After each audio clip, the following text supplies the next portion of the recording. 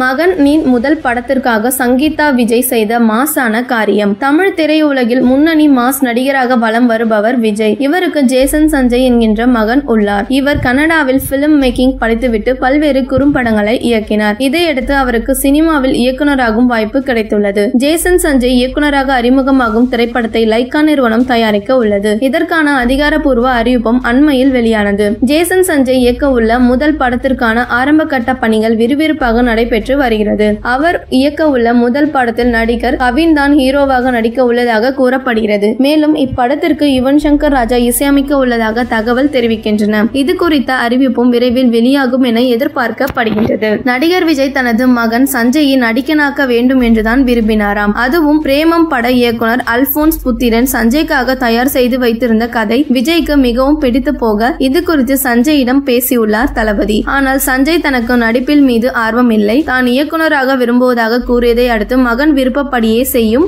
விஜயும் அனுமதி கொடுத்து விட்டாராம். ஆனால் சஞ்சய் முதல் படமே லைக்கா நிறுவனம் தயாரிப்பதற்கு பின்னணியில் விஜய் இருப்பதாக விமர்சனம் எழுந்தது. அவர்தான் லைக்காவிடம் பேசி இந்த வாய்ப்பை பெற்று தந்திருப்பதாக தகவல் பரவின. ஆனால் உண்மையில் விஜயின் மனைவி சங்கீதா தான் லைக்காவிடம் பேசி மகனுக்கு இந்த வாய்ப்பை பெற்று தந்து உள்ளாராம். மகனை இயக்குநராக்கி பார்க்க வேண்டும் என்று ஆசைப்பட்ட சங்கீதா அவர்களிடம் பேசி மகனை இயக்குநராகவும் ஆக்கியுள்ளார் என பிரபல நடிகர் சித்ரா லட்சுமணன் கூறி உள்ளார்.